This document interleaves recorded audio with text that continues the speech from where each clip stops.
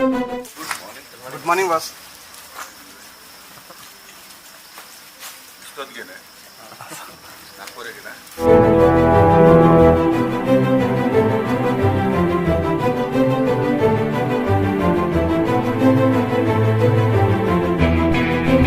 ಸರಿ. Good morning. ಇದರ Darshan actually road ಮೇಲೆ ಎಲ್ಲರೂ ನೋಡಿದ್ದಾರೆ. ದರ್ಶನ್ ಏನೇನು ಮಾಡ್ತಾನೆ, ಎಲ್ಲೋ ಹೋಗ್ತಾನೆ, ಬರ್ತಾನೆ ಅಂತ. ಒಳಗಡೆ ಬಂದಮೇಲೆ ದರ್ಶನ್ ರೋಟೀನ್ ಏನು ಅಂತ ಸುಮಾರು ಜನಕ್ಕೆ ಗೊತ್ತಿಲ್ಲ. ಸೊ ಅದೊಂದು ತಿಳಿಸೋದಕ್ಕೆ ಹಾಗೇನೆ ಕೆಲಸ ಶುರು. ಇವತ್ತಿಂದ 2 ವರ್ಷ ಆಗಿದೆ ಕೆಲಸ ಶುರು ಮಾಡೋದಕ್ಕೆ ನಮ್ಮದೇನು ಪ್ರಿಪರೇಷನ್ಸ್ ಇರುತ್ತೆ ಇದಿಷ್ಟು ನಿಮ್ಗಳಿಗೂ ಗೊತ್ತಾಗಲಿ. ಯಾಕಂದರೆ ದೂರದ ಬೆಟ್ಟ ನುಣ್ಣಿಗೆ ಏನೋ ಎಲ್ಲರೂ ಏನೋ ಕೊಟ್ಟಿರ್ತಾರೆ ಅಂದರೆ ಸಾರುಗಳು ಬಿಡಮ್ಮ ಅವ್ರಿಗೇನೆಲ್ಲ ಕೊಡ್ತಾರಂತ. ಏನೇ ಸ್ಟಾರ್ಡಮ್ ಇದ್ರು, ಏನೇ ಉಪಕಾರ ಇದ್ರು, ಎಷ್ಟೇ ಲಕ್ಷ ದುಡಿದ್ರು ಆ ಕೆಲಸಕ್ಕೆ ಕೊಡೋ ಒಂದು ರೆಸ್ಪೆಕ್ಟ್, ಅದು ಯಾರೇ ಆಗ್ಬೋದು, ಯಾವುದೇ ಕೆಲಸ ಆಗ್ಬೋದು. ನನಗೆ ಇದನ್ನು ಮಾತ್ರ ಅಂತ ಹೇಳ್ತಾ ಯಾವುದೇ ಕೆಲಸ ತುಂಬ ಶ್ರದ್ಧೆಯಿಂದ ಮನಸ್ಸಿಟ್ಟು ಆ ಕೆಲಸ ಮಾಡಿದ್ರೆ ಖಂಡಿತ ಅದು ಫಲ ಕೊಡ್ತಾನೆ ಹೋಗುತ್ತೆ. ಸೊ ಇವತ್ತೆಲ್ಲ ಬಂದ್ಬಿಟ್ಟಿದೆ ನಮಗೆ, ಓಕೆ ಇಲ್ಲೆಲ್ಲ ನಾನು ಹೆಂಗೆ ಮಾಡೋದು ನಡೀತದೆ. ಇವತ್ತು ಬಂದಿದೆ ಅಂದ ತಕ್ಷಣ ಇನ್ನೂ ಜಾಸ್ತಿ ರೆಸ್ಪಾನ್ಸಿಬಿಲಿಟಿ ಜಾಸ್ತಿ ಆಗಿದೆ. ಸೊ ಅದಕ್ಕೆ ಏನೇನು ಮಾಡ್ತೀವಿ ನಾವೇನು ಪ್ರಿಪೇರ್ ಆಗ್ತೀವಿ. ಯಾಕಂದರೆ ಒಂದ್ಸಲಿ ಶೂಟಿಂಗ್ ಅಂತ ಬಂದಾಗ ನಮ್ಮದೇ ಆದಂಥ ಒಂದು ಪ್ರಿಪ್ರೇಷನ್ಸ್ ಏನೇನಿದೆ ಅದಷ್ಟು ನಿಮ್ಗೆ ಗೊತ್ತಾಗಲಿ. ಯಾಕಂದರೆ ಇವತ್ತಿಂದ ಕ್ರಾಂತಿ, ಒಂದು ಹೊಸ ಕ್ರಾಂತಿ ಶುರು ಆಗುತ್ತೆ. ಸೊ ಕ್ರಾಂತಿ ಸಿನಿಮಾಗೆ ಒಬ್ಬ ದರ್ಶನ್, ಒಬ್ಬ ಕಲಾವಿದನ ನಾನೇನೇನು ಮಾಡ್ತೀನಿ ನಿಮಗೂ ಸ್ವಲ್ಪ ಗೊತ್ತಾಗಲಿ ಅಂತ ಅಷ್ಟೇ. ಬರ್ರಿ, ಯಾಕಂದರೆ ಬೆಳಗ್ಗೆ ಒಂದು 5 ಗಂಟೆಗೆ ಸ್ಟಾರ್ಟ್ ಆಗುತ್ತೆ ನನ್ನ ರೋಟೀನ್. ಬನ್ನಿ. ಸುಮಾರು ಜನ ನೋಡಿಲ್ಲ, ಹೇಮಂತ್ ಅಂತೇಳಿ ನನ್ನ ಜಿಮ್ ಕೋಚು, ನನ್ನ ಟ್ರೈನರು ಎಲ್ಲ ಹೆಚ್ಚು ಕಮ್ಮಿ ಒಂದು 8 ವರ್ಷ ಆಯ್ತು. 8 ವರ್ಷದಿಂದಲೂ ನೀವು ಈಗ ಐರಾವತ ನೋಡ್ಬೋದು, ಇಲ್ಲ ಕುರುಕ್ಷೇತ್ರ ನೋಡ್ಬೋದು, ಎಲ್ಲ ಸಿನಿಮಾಗೂ ನಮ್ಮ ಹೇಮಂತವ್ರೆ ನನ್ನ ರೆಡಿ ಮಾಡೋದು. ಹಂಗಂತೇಳಿ ಈಗ 2 ವರ್ಷ ಕೆಲಸ ಇರಲ್ಲ, ದರ್ಶನ್ ಸ್ವಲ್ಪ ದಪ್ಪ ಆಗ್ಬಿಟ್ಟ. ಹೌದು, ಕೆಲಸ ಇದ್ದಿದ್ದಾಗ ನಾವು ವರ್ಕೌಟು ಮಾಡೋದು. ಈಗ ಲಾಕ್ಡೌನ್ ಟೈಮಲ್ಲಿ ಆಲ್ಮೋಸ್ಟ್ 1 ವರ್ಷ ಬಿಟ್ಬಿಟ್ಟಿದ್ದು, 1.5 ವರ್ಷ ಆಫ್ ಆ್ಯಂಡ್ ಆನ್ ಮೂಡ್ ಬಂದಾಗ ಮಾಡ್ತಿದ್ವಿ, ಇಲ್ಲ ಎಲ್ರೂ ನೋಡೋಣ ಅಂತ ಅಂದ್ಬಿಟ್ಟು. ಯಾಕಂದರೆ ಲಾಕ್ಡೌನ್ ಎಲ್ರಿಗೂ ಒಂದೊಂದು ಪಾಠ ಕಲಿಸ್ಕೊಡ್ತು. ಹಾಗೇನೆ ನಾವು ವರ್ಕೌಟ್ ಅಂದಾಗ ನಾವು ಅದಕ್ಕೆ ಆದಂಥ ಒಂದು ಪ್ರಿಪ್ರೇಷನಲ್ಲಿ ಇರ್ತೀವಿ, ಮೈಯೆಲ್ಲ ದಂಡಿಸ್ತೀವಿ, ಮೈಗೂ ಸ್ವಲ್ಪ ರೆಸ್ಟ್ ಬೇಕಾಗುತ್ತೆ. ಸೊ ರೆಸ್ಟ್ ಅಂದಾಗ ಸ್ವಲ್ಪ ಹಿಂಗಿರ್ತೀವಿ, ಪುನಃ ಕೆಲಸ ಅಂದಾಗ ಹಿಂಗೆ ಆಗ್ತೀವಿ. ಸೊ ಈ ಥರ ಬಂದಿದ್ದು. ಸೊ ಬೆಳಗ್ಗೆ ಪಾಪ ಹೇಮಂತವ್ರು 5 ಗಂಟೆಗೆ ಶಾರ್ಪ್ ಇಲ್ಲಿರ್ತಾರೆ. ಸೊ ನಾವು ಎಲ್ಲ ರೆಡಿಯಾಗಿ ಎಲ್ಲ ರೆಡಿ ಮಾಡ್ಕೊಳ್ಳೋಷ್ಟು ಹೆಚ್ಚು ಕಮ್ಮಿ ಒಂದು ಅರ್ಧ ಮುಕ್ಕಾಲು ಗಂಟೆ. ಸೊ ಇಲ್ಲಿಂದ ನಾನು ರೋಟೀನ್ ಸ್ಟಾರ್ಟ್ ಆಗುತ್ತೆ. ಬರೀ ಏನೇನು ರೋಟೀನ್ ಮಾಡ್ಕೊಂಡು ತೋರಿಸ್ತೀನಿ.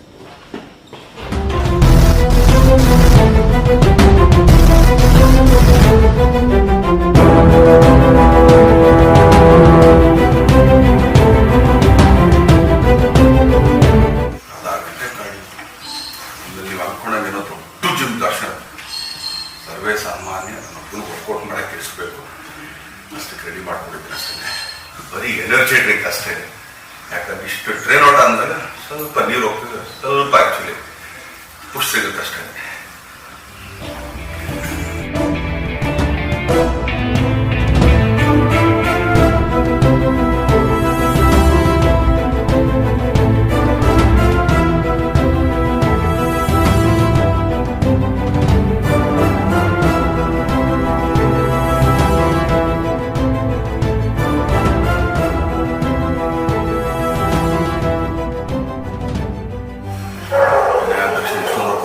ಕೆಳಗಡೆ ನಾವು ಸೆಕ್ಷನ್ ಡಂಬಲ್ ಎತ್ಕೊಳಕ್ಕಾಗಲ್ಲ, ಬೇಗ ಮಾಡ್ಕೊಬೇಡ್ರಿ.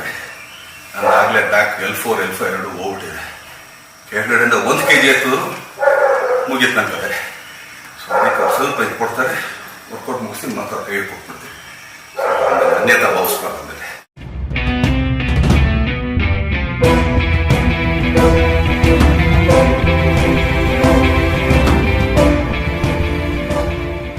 ಯೂಶ್ವಲಿ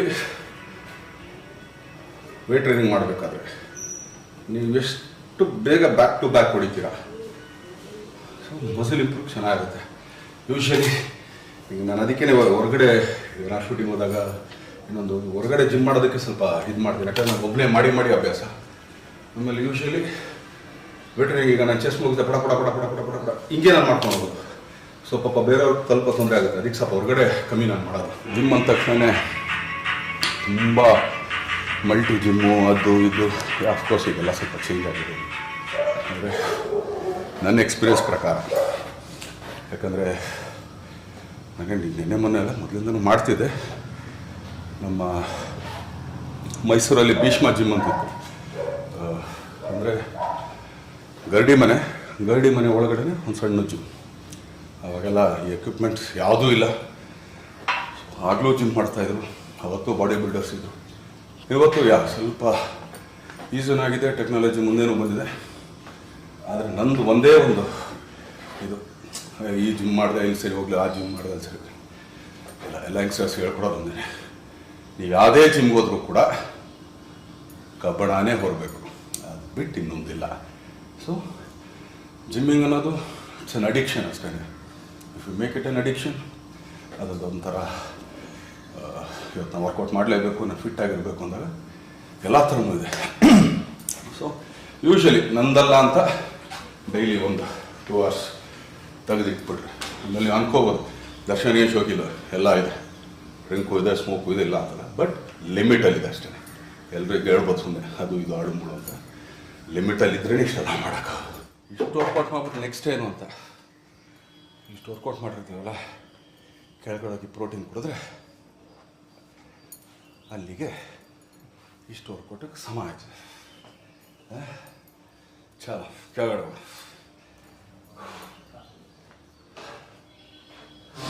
ಆಯಿತು. 5 ಗಂಟೆಯಿಂದ 7:30 ಇಷ್ಟು ಪ್ರೋಟೀನ್ ಆಯಿತು. ಇನ್ನೊಂದು 1/4 ಗಂಟೆ ಈಗ ಸ್ನಾನಕ್ಕೆ ಹೋಗಿ ಬರ್ತೀನಿ.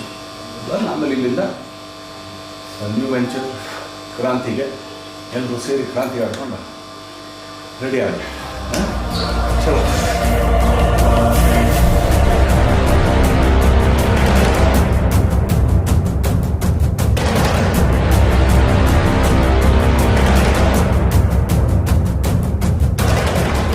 ಮೆಜೆಸ್ಟಿಕ್ ಸಿನಿಮಾ ಮುಹೂರ್ತದ ಟೈಮಲ್ಲಿ ಏನೊಂದು ನರ್ವಸ್ ಇತ್ತು, ಒಂದು ಖುಷಿ ಇತ್ತು.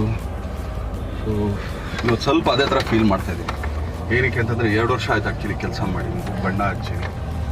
ಸೊ ಎಲ್ಲ ಈ ಕೋವಿಡಿಂದ ಸ್ವಲ್ಪ ಸ್ಟೇಬಲಿಗೆ ಬರ್ತಾ ಇದೆ. ಸೊ ಇವತ್ತಿಂದ ಕ್ರಾಂತಿ ಸಿನಿಮಾ ಸಮಾಜದ ಕಳಕಳಿ ಇಟ್ಕೊಂಡು, ಅದು ಆಡಂಬರ ಇಲ್ಲದೇ ಇವತ್ತಿನ ಒಂದು ಹೊಸ ಕ್ರಾಂತಿ. ಮೀಡಿಯಾ ಹೌಸ್ ಶೈಲಜಾ ನಾಗೋರು, ಬಿ ಸುರೇಶ್ ಅವರು, ಆಮೇಲೆ ಹರಿದಿದ್ದು 2ನೇ ಸಿನಿಮಾ ಯಜಮಾನ ಆದಮೇಲೆ. ಸೊ ಸೇಮ್ ಟೀಮ್ ಮುಂದಾಗಿ ಈಗ ಆ್ಯಕ್ಚುಲಿ ಇನ್ನೊಂದು ಸಿನಿಮಾ ಮಾಡ್ತಾಯಿದ್ದೀವಿ. ಬರ್ರಿ, ಇನ್ನೂ ಕ್ರಾಂತಿಗೆ ಆ್ಯಕ್ಚುಲಿ ಈಗ ಹೊಡ್ತಾ ಇದ್ದೀವಿ. ಯೂಶ್ವಲಿ ನಂದು ಮನೆಯಿಂದ ಪೂಜೆ ಮುಗಿಸಿ ಗಾಡಿ ಹತ್ತದ ಮೇಲೆ ಇನ್ನೊಂದು ವೆಂಕಟೇಶ್ವರ ದೇವಸ್ಥಾನ ಇದೆ, ಅದೇನೋ ಗೊತ್ತಿಲ್ಲ ನನಗೆ. ನಾವು JP ನಗರ್ 6th ಫೇಸಿಗೆ ಬಂದಾಗಲೂ ಮನೆ ಪಕ್ಕದಲ್ಲಿ ಒಂದು ವೆಂಕಟೇಶ್ವರ ದೇವಸ್ಥಾನ. ಅದಾದಮೇಲೆ ನಾವು BTM ಲೇಔಟಿಗೆ ನಾನು ಶಿಫ್ಟ್ ಆದಾಗ ಅಲ್ಲೂ ಪಕ್ಕದಲ್ಲಿ ಒಂದು ವೆಂಕಟೇಶ್ವರ ದೇವಸ್ಥಾನ. ಈಗ RR ನಗರಕ್ಕೆ ಬಂದಿದ್ವಿ, ಇಲ್ಲೂ ಒಂದು ವೆಂಕಟೇಶ್ವರ ದೇವಸ್ಥಾನ, ಅದೇನೋ ಒಂದು ಇದಿದೆ ಆ್ಯಕ್ಚುಲಿ. ಸೊ ಒಂದು ರೌಂಡ್ ಹೋಗ್ಬಿಟ್ಟು ಒಂದು ಸಲ ಮಾಡಿಬಿಟ್ಟು ಆಮೇಲೆ ಎಲ್ಲರೂ ಅನ್ಕೋಬೋದೆ ಅಂತ ದರ್ಶನ ದೇವ್ರು ನಾವು ಮಾಡ್ತೀವಿ. ತುಂಬ ಮೂಢನಂಬಿಕೆ ಮಾಡಲ್ಲ, ದೇವ್ರು ಅಷ್ಟೇ. ಎಲ್ಲರೂ ಒಳ್ಳೇದು ಮಾಡಪ್ಪ, ಎಲ್ರಿಗೂ ಚೆನ್ನಾಗಿಡಪ್ಪ, ನನಗೆ ಯಾರ್ಯಾರು ಹೊಟ್ಟೆ ಹಸ್ಕೊಂಡು ಮನಗಿದಾರೋ ಅದೆಲ್ಲರಿಗೂ ಹೊಟ್ಟೆ ತುಂಬ ಊಟ ಕೊಡಪ್ಪ ಅಂತ ಅಷ್ಟೇ ಕೇಳ್ಕೊಳ್ತೀನಿ. ನೀನು ಕೇಳ್ಕೊಳ್ಳಲ್ಲ ಎಕ್ಸ್ಟ್ರಾ.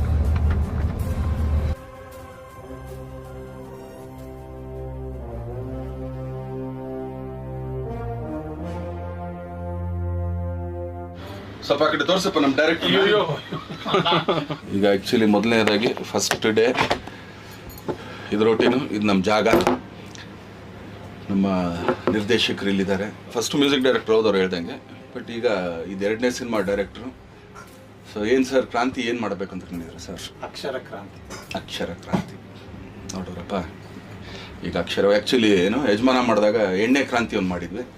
ಸೊ ಈ ಸಲ ಒಂದು ಅಕ್ಷರ ಕ್ರಾಂತಿ ನಮ್ಮ ಡೈರೆಕ್ಟ್ ಅಂತ ತೋರಿಸಿದ್ವಿ. ಈಗ ನಮ್ಮ ನಿರ್ಮಾಪಕಿ ಅವ್ರು ಕೂತಿದ್ದಾರೆ. ಅಮ್ಮ ಹೆಂಗ ಅನಿಸ್ತಾ ಇದೆ ಅಮ್ಮ 2 ವರ್ಷ ಆದ್ಮೇಲೆ? ತುಂಬಾ ಖುಷಿ ಆಗ್ತಾ ಇದೆ. ಫಸ್ಟ್ ಟೈಮ್ ಶೂಟಿಂಗ್ ಮಾಡುವಷ್ಟು ಖುಷಿ ಇದೆ. ಯಾಕಂದ್ರೆ ಹೆಂಗ್ ಅನ್ಕೊಂಡಿದ್ರಮ್ಮ ಕ್ರಾಂತಿನ? ಕ್ರಾಂತಿ ಮಾಡೋಣ ಸರ್, ಒಂದು ರೆವಲ್ಯೂಷನ್ ಮಾಡೋಣ. ಇಷ್ಟು ವರ್ಕೌಟ್ ಮಾಡಿದ್ಮೇಲೆ ದರ್ಶನ್ ಏನು ತಿಂತಾನೆ ಅಂತ ಅಂದ್ಬಿಟ್ಟ ಇದೇ ತಿನ್ನೋದು. ಆ್ಯಕ್ಚುಲಿ ಸ್ಪೆಷಲ್ ಫುಡ್ ಏನಲ್ಲ, ಮನೇಲಾದರೆ ಟಿಫನ್ ಮಾಡಲ್ಲ. ಏನಕ್ಕೆ ಅಂತಂದರೆ ಮನೇಲಿ ಒಂದೇ ಒಂದು ಐಟಮ್ ಇರುತ್ತೆ. ಆ್ಯಕ್ಚುಲಿ ಒಂದು ಅರ್ಧ ಇಡ್ಲಿ, ವಡೆ. ವರ್ಕೌಟ್ ಮಾಡಿದ್ರು ಡಯಟ್ ಅಂದರೂ ವಡೆ ಇರಲೇಬೇಕು. ಅದಾದ್ಮೇಲೆ ಇನ್ನೊಂದು 2 ಏನೇನು ಐಟಮ್ ಇದೆ? ಉಪ್ಪಿಟ್ಟು, ಅವಲಕ್ಕಿ ಬಾತು, ದೋಸೆ. ಇದೆಲ್ಲ ಇಷ್ಟು ತಿಂದರೆ ಟಿಫನ್ ಮಾಡೋದು ಅನ್ಸುತ್ತೆ. ಬನ್ನಿ ಟಿಫನ್ ಮಾಡುವ.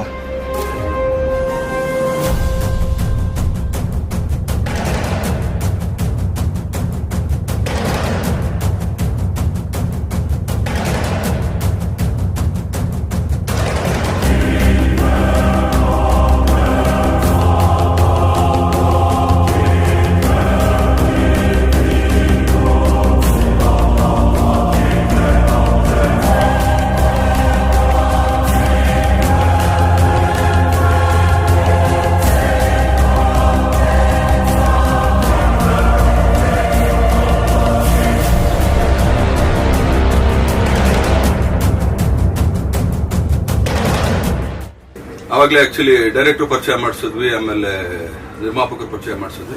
ಈಗ ನಮ್ಮ ನಾಯಕ ನಟಿಯವರು ಬಂದಿದ್ದಾರೆ, ರಚಿತಾ ರಾಮ್ ಅವರು.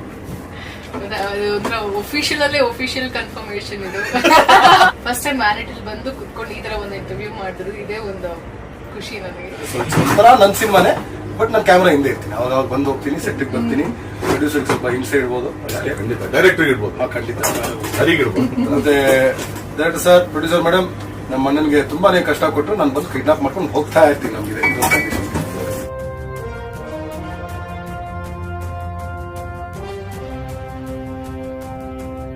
ಬೆಳಗ್ಗೆ ಒಂದು 5 ಗಂಟೆಯಿಂದ ಹಿಡಿದು ಈಗ 11:30. ಸೊ ಇವತ್ತಿನ ಒಂದು ಕೆಲಸ ನಂದು ಏನೇನಿದೆ ಎಲ್ಲ ತೋರಿಸಿದ್ದೀನಿ. ಇವತ್ತು ಮುಹೂರ್ತಾಗಿದ್ದಕ್ಕೆ ಬರೀ ಇಷ್ಟಿಗೆ ಮುಗ್ದಿದೆ. ಇನ್ನೊಂದು ದಿನ ಆ್ಯಕ್ಚುಲಿ ಬೆಳಗ್ಗೆಯಿಂದ ಹಿಡಿದು ಶೂಟಿಂಗ್ ಹೋಗಿ ಬಂದು ಏನೇನು ಮಾಡ್ತೀನಿ ಇಷ್ಟೂ ಒಂದ್ಸಲಿ, ಯಾಕಂದರೆ ನಿಮಗೂ ಸ್ವಲ್ಪ ಗೊತ್ತಾಗಲಿ ನಾವು ಏನು ಮಾಡ್ತೀವಿ ಅಂತ. ಅಂತೇನು ದೊಡ್ಡದಾಗೇನು ಮಾಡಲ್ಲ, ಸಣ್ಣದಾಗಿ ನಮ್ಮ ಕೆಲಸದ ಮೇಲೆ ನಾವೇನು ಮಾಡ್ತೀವಿ, ಸೊ ಕೆಲಸ ಹೆಂಗಿರುತ್ತೆ, ಸೊ ಇದ್ರ ಬಗ್ಗೆ ಹೇಳೋದಕ್ಕೇ ಇನ್ನೊಂದ್ಸಲಿ ಖಂಡಿತ ಸಿಗೋಣ. ಇವತ್ತಿಂದ ಕ್ರಾಂತಿ ಸ್ಟಾರ್ಟ್ ಆಗಿದೆ. ಸೊ 2 ವರ್ಷ ಆಯಿತು ಸಿನಿಮಾ ಮಾಡಿ. ಸೊ ಇದು ಬೇರೆ ಆಯಾಮ ಇರೋಂಥ ಒಂದು ಸಿನಿಮಾ. ಸೊ ಇದಕ್ಕೆಲ್ಲ ನಿಮ್ಮ ಪ್ರೀತಿ, ಪ್ರೋತ್ಸಾಹ, ಬೆಂಬಲ, ಆಶೀರ್ವಾದ ಕೊಡಿ. ಯಾಕಂದರೆ ಹರಿಕೃಷ್ಣ 2ನೇ ಸಲ ಮಾಡ್ತಾ ಇರೋದು. ಸೊ ಅದೇ ಸೇಮ್ ಟೀಮ್, ಆ್ಯಕ್ಚುಲಿ ಯಜಮಾನ ಏನು ಟೀಮ್ ಇತ್ತು ಅದೇ ಟೀಮ್ ಮಾಡ್ತಾಯಿದ್ದೀವಿ. ಇದರಲ್ಲಿ ಸ್ಪೆಷಲ್ ಏನಂತಂದರೆ ರವಿ ಸರ್ ಇದ್ದಾರೆ, ಆಮೇಲೆ ಸುಮಮ್ಮ ತುಂಬ ಒಳ್ಳೆ ಪಾತ್ರದಲ್ಲಿ, ಹಾಗೆಯೇ ರಚಿತಾ ರಾಮ್ ನಾಯಕಿಗೆ ಮಾತಾಡ್ಸಿದ್ದೀನಿ. ಇವರೆಲ್ಲ ಸೇರಿ ಇನ್ನೂ ಒಂದು ಕಲಾವಿದರ ದಂಡೇನೇ ಇದೆ. ಸೊ ಆಶೀರ್ವಾದ ಸದಾ ನಮ್ಮ ಮೇಲಿರಲಿ, ಕನ್ನಡ ಚಿತ್ರರಂಗದ ಮೇಲಿರಲಿ ಅಂತ ಕೇಳ್ಕೊಳ್ತೀವಿ.